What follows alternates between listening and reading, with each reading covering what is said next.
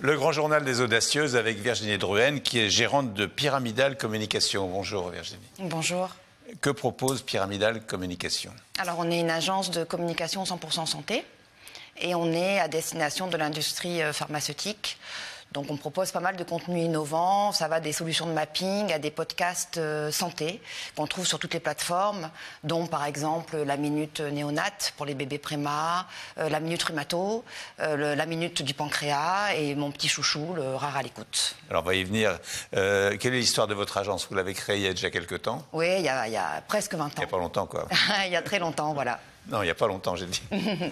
Alors, c'est un milieu assez masculin, le milieu de la tech, et de la santé aussi. Comment une femme s'est imposée? Au début, ça a été assez dur. Je ne vous cache pas que quand j'ai monté Pyramidal il y a presque 20 ans, on m'a pris pour l'assistante de mon associé.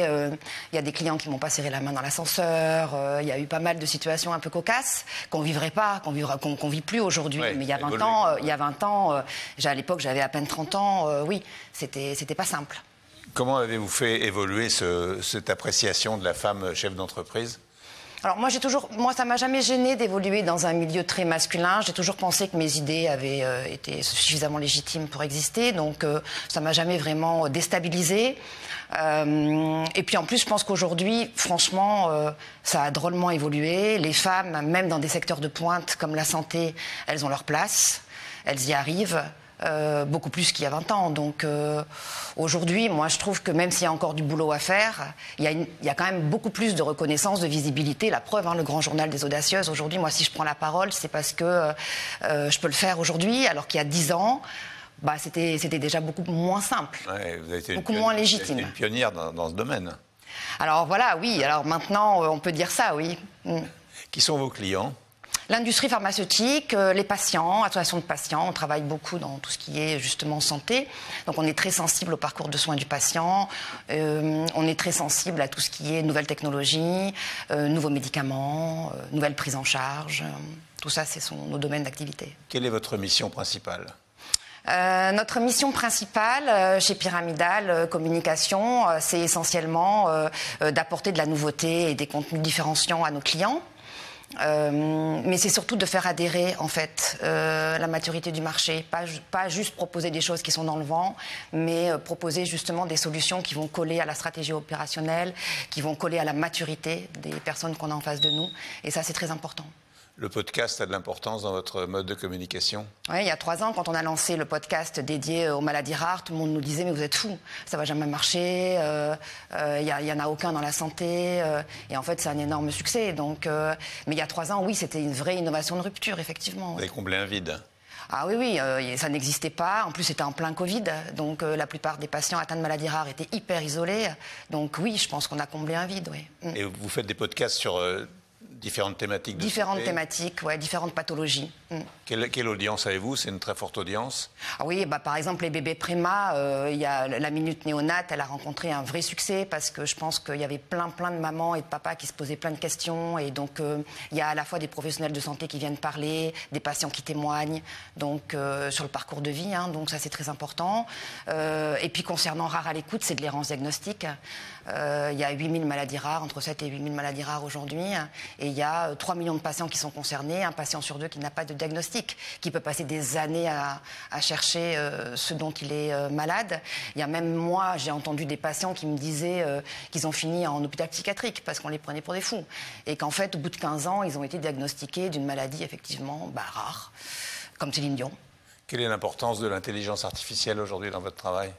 Elle est très importante parce que c'est un domaine d'activité qui est un domaine de pointe. Donc l'intelligence artificielle, c'est très important. Mais là encore, il ne faut pas la mettre dans n'importe quoi. Il faut voir si le marché vraiment adhère à ce type de projet très technologique.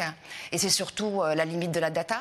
Aujourd'hui, on parle de patients, on parle de souffrance, il y a un rapport assez complexe à la maladie. On ne peut pas imaginer qu'un robot, un jour, annonce un diagnostic sur des bases probabilistes. Donc il faut faire vraiment très attention à ne pas déshumaniser la relation patient-médecin, qui reste, en tout cas, qui nous tient très, très à cœur. Quelle est la place de l'innovation dans votre entreprise?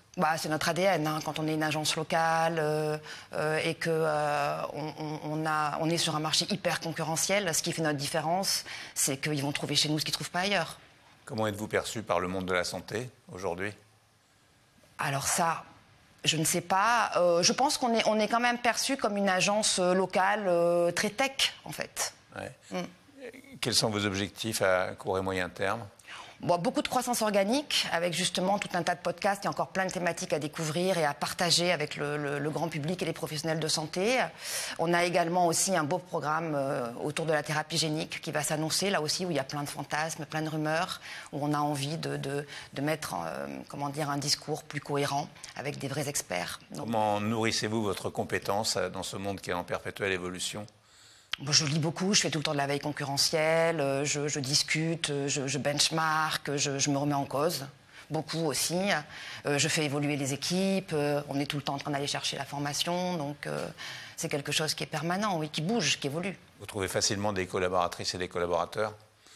Alors on les trouve, les talents, ils ne sont pas forcément faciles à trouver, mais par contre, le vrai challenge, c'est de les garder. Ouais. Et là, je crois, oui, qu'on fait le job pour les garder, oui. Ouais.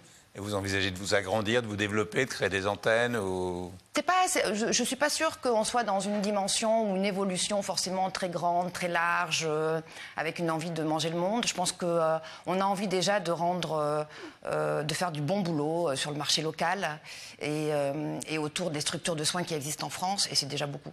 Comment voyez-vous votre secteur dans les années à venir?